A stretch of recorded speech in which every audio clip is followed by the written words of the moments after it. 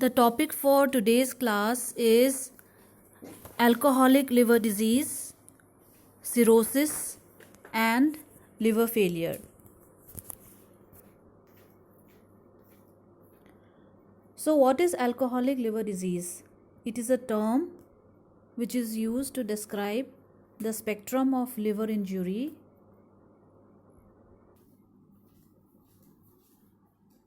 it's a term which is used to describe the spectrum of liver injury associated with acute and chronic alcoholism. There are three sequential stages in alcoholic liver disease: alcoholic steatosis or fatty liver, alcoholic hepatitis, and alcoholic cirrhosis.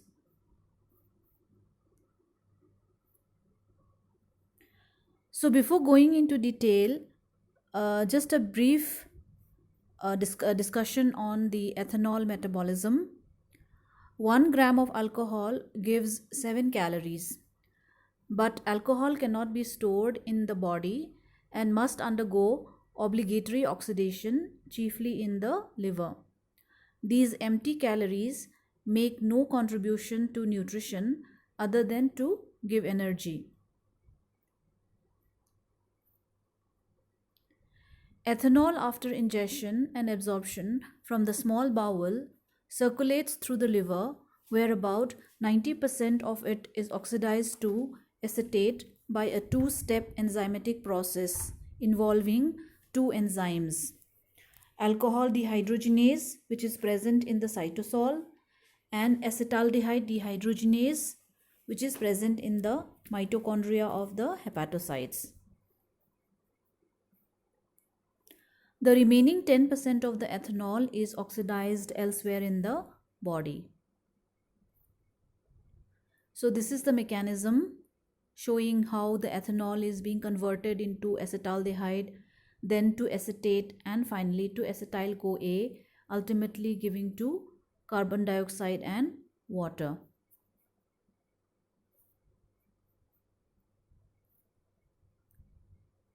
So what are the risk factors for alcoholic liver disease? All those who indulge in alcohol abuse do not develop liver damage. The incidence of cirrhosis among alcoholics at autopsy is only about 10 to 15%. So these are the important factors responsible for it. The first is the drinking pattern. Chronic and excessive consumption of alcohol invariably leads to fatty liver in about 90% of the chronic alcoholics, with progression to alcoholic hepatitis in 10 to 20% of the cases, and eventually to alcoholic cirrhosis in more than 10 years of consumption. Continued daily imbibing of 60 to 80 grams of alcohol in any type of alcoholic beverage for at least 10 years is likely to result in alcoholic cirrhosis. Liver injury is related to the quantity of ethanol contained in the alcoholic beverage consumed and its duration, but it is not related to the type of alcoholic beverage consumed. The second factor is the gender. Women have increased susceptibility to develop advanced alcoholic liver disease with much lesser alcohol intake, that is only about 20 to 40 grams per day also. Probably it is linked to the effect of estrogen. The third factor is malnutrition. Absolute or relative malnutrition of proteins and vitamins has been regarded as a contributory factor in the evolution of cirrhosis. Infections. The intercurrent bacterial infections are common in cirrhotic patients and may accelerate course of the disease.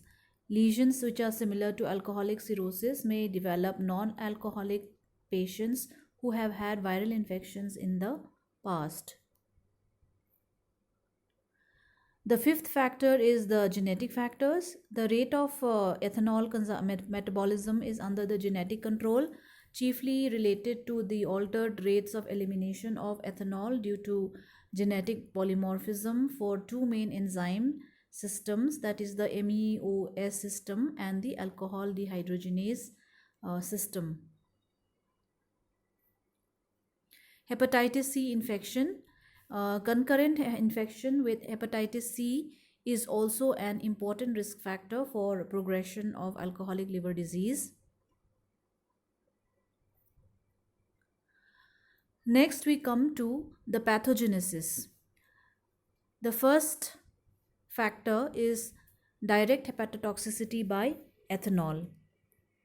Ethanol ingestion for a period of 8 to 10 days regularly may cause direct hepatotoxic effect on the liver and produce a fatty change. Ethanol is directly toxic to microtubules, the mitochondria, and the membrane of the hepatocytes. Hepatotoxicity by ethanol metabolites. So the major hepatotoxic effects of ethanol are exerted by its metabolites, chiefly the acetaldehyde. So the acetaldehyde levels in the blood are elevated in chronic alcoholics. Acetaldehyde produces hepatotoxicity by production of two adducts. The first one is production of protein aldehyde adducts, which are extremely toxic and can cause cytoskeletal and membrane damage and bring about hepatocellular necrosis.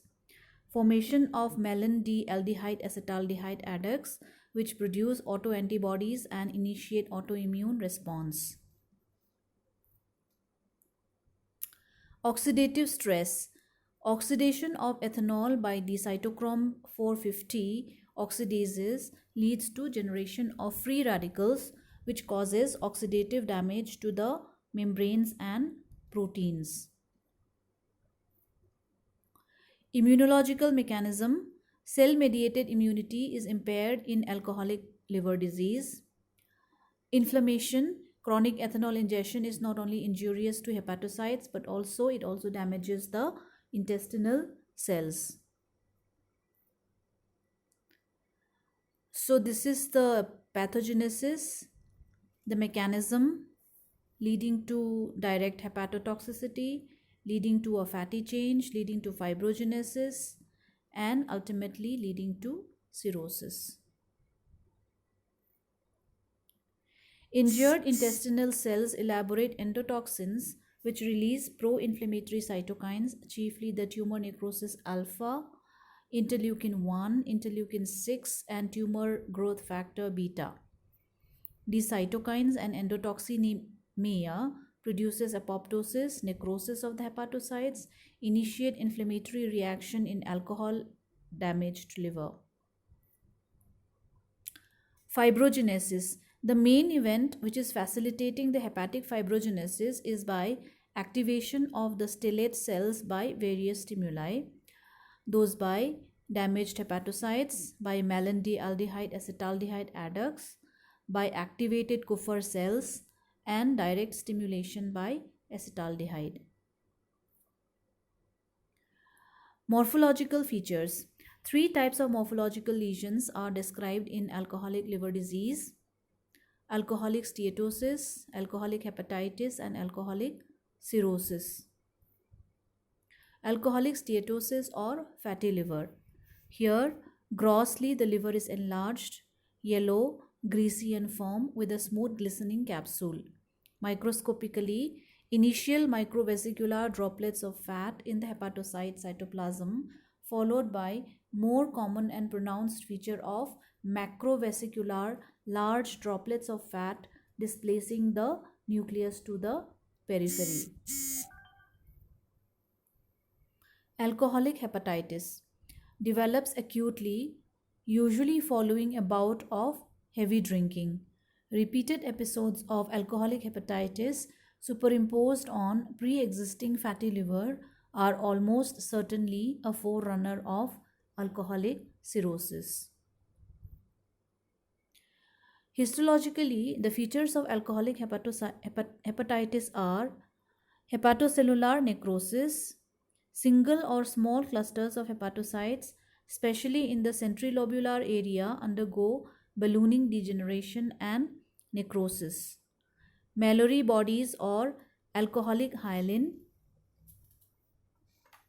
eosinophilic intracytoplasmic inclusions seen in the perinuclear location within the swollen and ballooned hepatocytes. So this is the feature of fatty liver. Most of the hepatocytes, as you can see, are distended with large lipid vacuoles and are peripherally having displaced nuclei. Inflammatory response. The areas of hepatocellular necrosis and regions of Mallory bodies are associated with inflammatory infiltrate, chiefly consisting of polymorphs and some scattered mononuclear cells.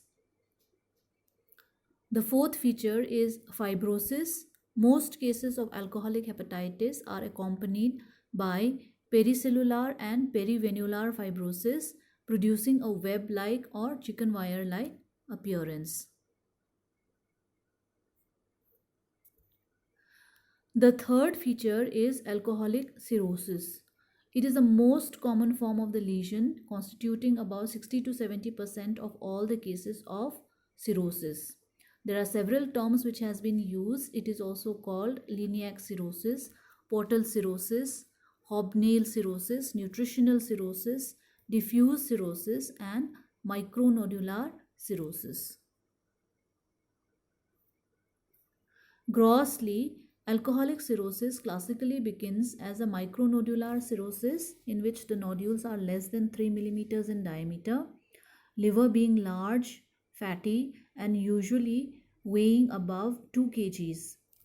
Eventually, over a span of years, liver shrinks to less than 1 kg in weight, becomes non-fatty, having macronodular cirrhosis, in which the nodules are larger than 3 millimeters in diameter, resembling a post-necrotic cirrhosis. So this is the feature, alcoholic hepatitis. You can see in the inbox the Mallory's hyaline. You can see the fatty change and clusters of neutrophils which are also present in the stroma. Grossly, it will show diffuse nodularity, micronodules. Microscopically, alcoholic cirrhosis is a progressive alcoholic liver disease. Features: it has got nodular pattern, normal lobular architecture is effaced in which central veins are hard to find and is replaced with nodule formation. There is a fibrous septa which divide the hepatic parenchyma into nodules. As a fibrous scarring increases with time, the fibrous septa becomes dense and it will become more confluent. Hepatic parenchyma. The hepatocytes in the islands of surviving parenchyma undergo slow proliferation, forming regenerative nodules having disorganized masses of hepatocytes. Then there is necrosis, inflammation, and bile duct proliferation.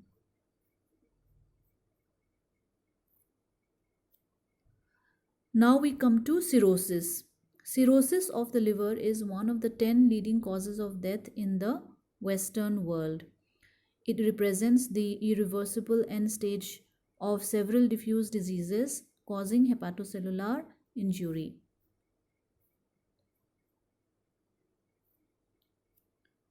It is characterized by 4 features. The first one is that it involves the entire liver. Number 2, normal lobular architecture of the hepatic parenchyma is disorganized. Number 3, there is formation of nodules separated from one another by irregular bands of fibrosis. Number 4, it occurs following hepatocellular necrosis of varying etiology, so that there are alternate areas of necrosis and regenerative nodules. The pathogenesis behind cirrhosis. Irrespective of the etiology, cirrhosis is initiated by hepatocellular necrosis. There is continued destruction of hepatocytes causing collapse of the normal lobular hepatic parenchyma, followed by fibrosis around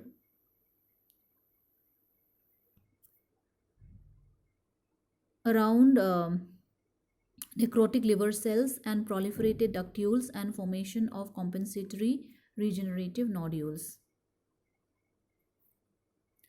Classification of cirrhosis. Morphologic classification. The first is the morphologic classification: micronodular cirrhosis, macronodular cirrhosis, and mixed cirrhosis. Next is the etiology classification.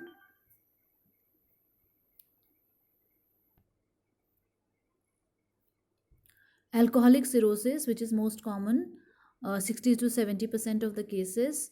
Post-necrotic cirrhosis, biliary cirrhosis, pigment cirrhosis and hematochromatosis, cirrhosis in Wilson's disease, cirrhosis in alpha-1 antitrypsin deficiency, cardiac cirrhosis, Indian childhood cirrhosis, cirrhosis in autoimmune hepatitis, cirrhosis in non-alcoholic steatohepatitis, miscellaneous forms of cirrhosis, and cryptogenic cirrhosis. Micronodular cirrhosis, the nodules are regular and small, less than 3 millimeters in diameter. There is diffuse involvement of all the hepatic lobules, and the nodules forming a thick fibrous septa, which may be portal central, or both. The micronodular cirrhosis includes etiologic type of alcoholic cirrhosis and represents impaired capacity for regrowth as seen in alcoholism, malnutrition, severe anemia, and old age. Macronodular cirrhosis. Here the nodules are of variable sizes, more than 3 millimeters in diameter. So the macronodular cirrhosis corresponds to post-necrotic cirrhosis of the etiologic classification.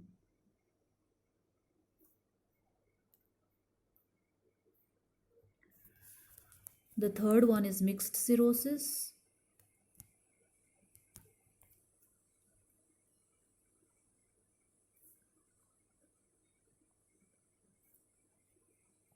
Post-necrotic cirrhosis.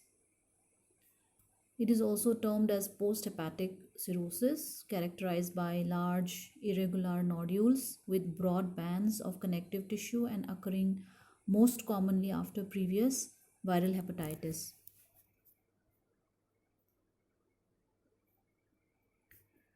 Etiology. Viral hepatitis. About 25% of the patients give history of recent or remote attacks of acute viral hepatitis, followed by chronic viral hepatitis, most commonly hepatitis B and C.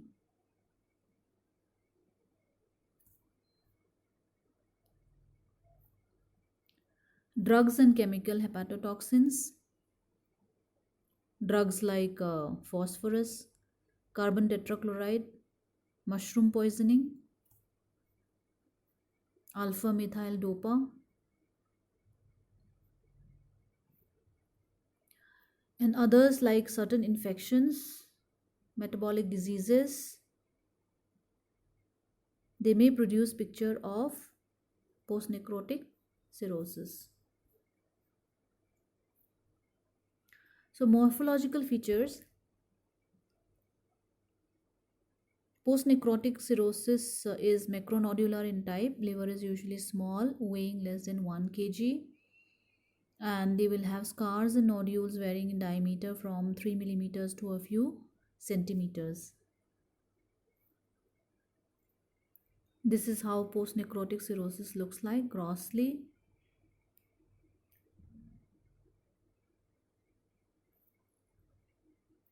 And this is showing microscopic feature.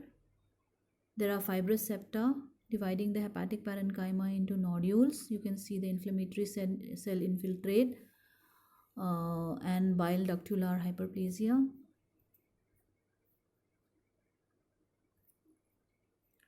Microscopically, there is these are the features that you can see.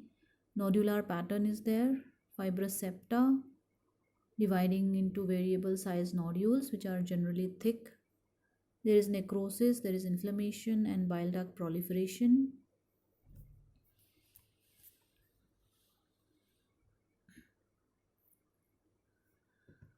The next one is biliary cirrhosis. It is also defined as a chronic disorder characterized by clinical, biochemical, and morphological features of long continued cholestasis of intrahepatic or extrahepatic origin. Types: primary biliary cirrhosis and secondary biliary cirrhosis.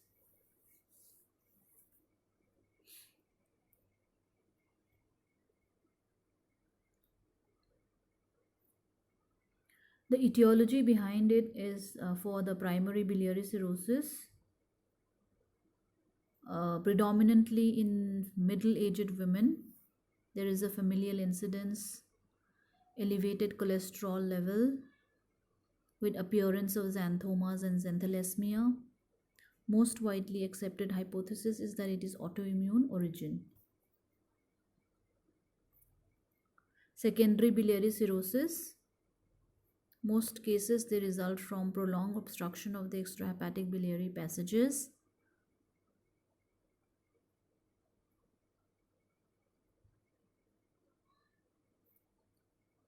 Cirrhosis due to primary sclerosing cholangitis.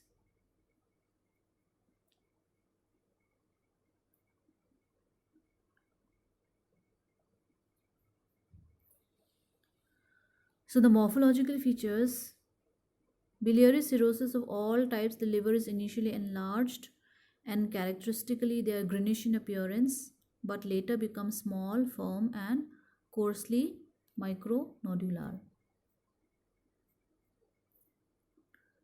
Pigment cirrhosis in hemochromatosis.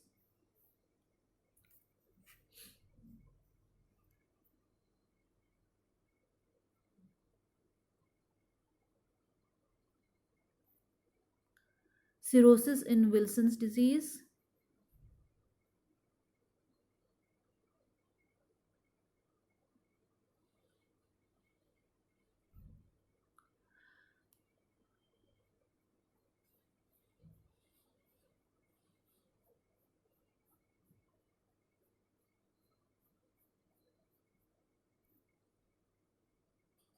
Cirrhosis in alpha 1 antitrypsin deficiency.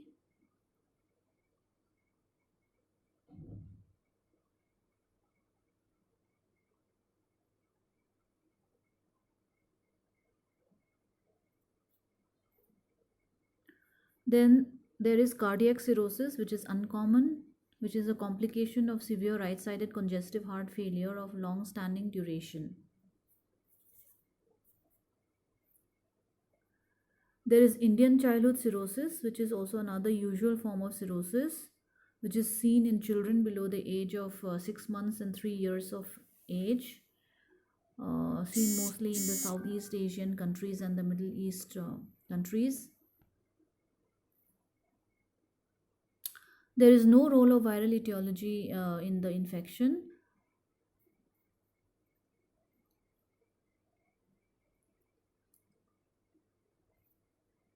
Cirrhosis in non-alcoholic steatohepatitis, or it is also called the NASH or NAFLD.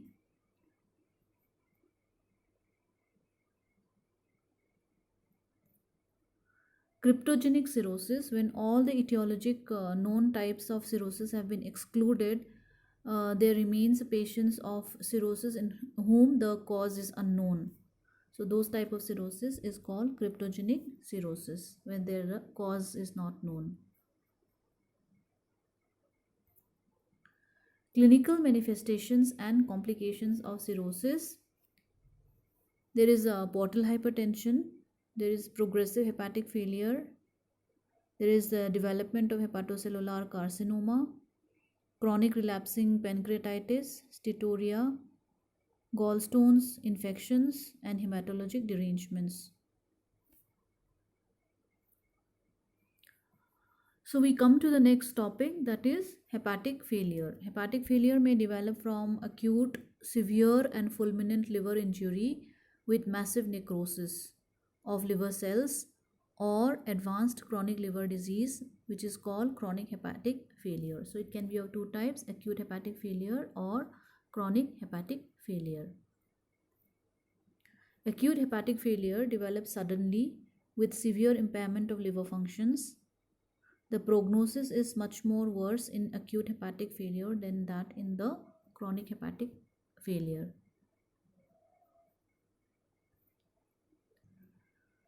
Etiology for acute hepatic failure, most frequently it is seen in acute viral hepatitis.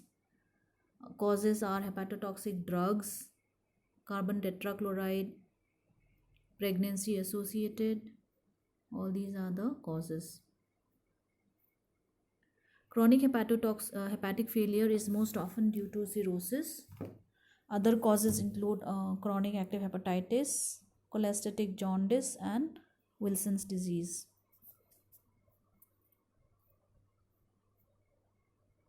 That's all for the class. Thank you all.